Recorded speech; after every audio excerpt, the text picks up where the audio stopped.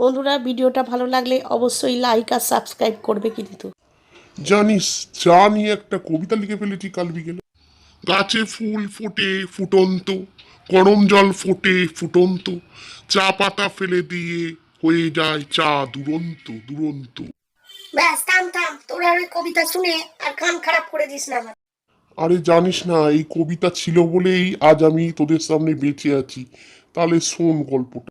অফিসের কাজে সে বছর জুন মাসে সন্ধেবেলা ভাগলপুর যাচ্ছিলাম। ভাগলপুর স্টেশনে ট্রেনটা 3 ঘন্টা লেটে নামলো। নেবে দেখলাম রাত্রির 11টা বেজে।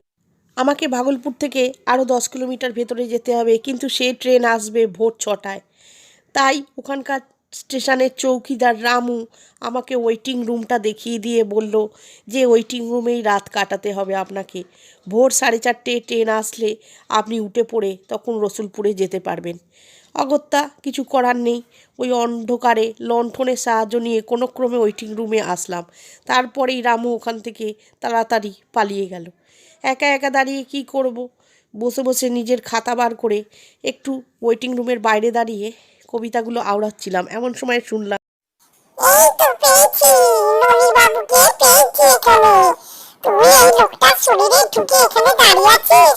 তোর লজ্জা করে না? তোর আজ বিয়ে, আজ তোকে সবাই খুঁজছে রে।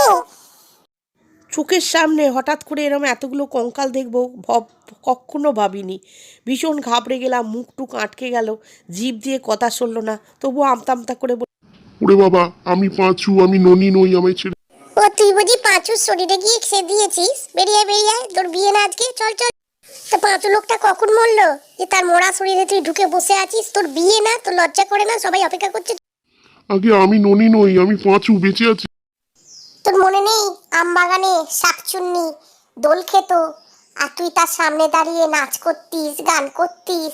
তোদের দুজনে লুকিয়ে লুকিয়ে ভালোবাসা দেখে শাকচুন্নির মা মেছো পেতনি তাদের বিয়ের ব্যবস্থা করলো, আর তুই ছাতনাতলা থেকে চল চল, দেরি হয়ে যাচ্ছে, দেরি হয়ে না মানে আমি তো ননি গোপাল নই। দূর। আবার এক কথা, এবার কিন্তু গলা টিপে দেবো। তুই তাহলে প্রমাণ কর তুই ননী গোপাল। না মানে আমি কি বেঁচে আছি না মরে গেছি ঠিক বুঝতে পারছি। এই মেলা সময় নষ্ট করিস না, ওদিকে লগ্ন পেরিয়ে যাচ্ছে, শাকচুন্নি অপেক্ষা করছে। তাড়াতাড়ি ওই দেহ থেকে বেরিয়ে আয়, বেরিয়ে আয় বলছি। দেহ থেকে কি করে বেরিয়ে আসবো? আমি তো নিজেই পাঁচু গোপাল। ঠিক আছে, তুই যে ননী গোপাল নয় তার প্রমাণ দে, প্রমাণ। কি করব বুঝতে পারছিলাম না, কি প্রমাণ দেব। লাস্টে কবিতার বইটা হাতরে বার করে কিছু কবিতা পড়ে শোনা। রেল চলে ঝিক ঝিক, আমি হাসি ফিক ফিক, ঘড়ি চলে ঠিক ঠিক। ওই আগের কবিতা আমি শুনবো না, তুই এক্ষুনি আমার নাম জাদরে লামাই নিয়ে কবিতা লেখ। অগত্যা নিজেকে বাঁচানোর জন্য একটা লাস্ট চেষ্টা করে দেখছি। হাত সরছে না, মাথা কাজ করছে না, পেন্সিল নিয়ে বসে গেলাম খাতা নিয়ে। পারছিস না বুঝি? জানতাম জানতাম, তুই তো ননী গোপাল, তুই পারবি কি করে ননী গোপালের 14 পুরুষ কবিতা লেখে? চল চল, আর সময় নষ্ট করে পেতনির সাথে বিয়ে করবি? চল চল আমার সাথে। কঙ্কালগুলো আমাকে এত ডিস্টার্ব করছিল, তার মাঝখানে আমি কবিতা। আছে রেল আছে কদবেল, সব থেকে বড় ভূত, জাঁত রেল জাঁত রেল জাঁত রেল। উই বাস, এত সুন্দর কবিতা! এ তো আমাকে নিয়ে এত কবিতা হতে পারে আমি আগে জানতাম না। যখন জীবনে বেঁচে ছিলাম তখন কেউ তো আমায় কবিতা লেখেনি। ঠিক আছে, বর পাওয়া গেছে, বর পাওয়া গেছে, ননী গোপালকে পাওয়া গেছে। এই আওয়াজ শোনা মাত্র সব কঙ্কালগুলো ছুটে অন্ধকারে কোথায় মিলিয়ে গেল। আমিও সময় নষ্ট না করে এক ছুট লাগালাম। কোন দিকে ছুটলাম জানি না, প্ল্যাটফর্মে মেজের ওপর গিয়ে পড়লাম। কতক্ষণ অজ্ঞান ছিলাম জানি না। জ্ঞান ফিরলে নিজেকে স্টেশন মাস্টারের ঘরে দেখলাম। রেলওয়ের লোকেরাই আমাকে ট্রেনে তুলে দিল বাড়ি পৌঁছানোর জন্য। আর আমি ঈশ্বরকে ধন্যবাদ দিলাম যে এত বড় বিপদ থেকে আমাকে বাঁচানোর জন্য।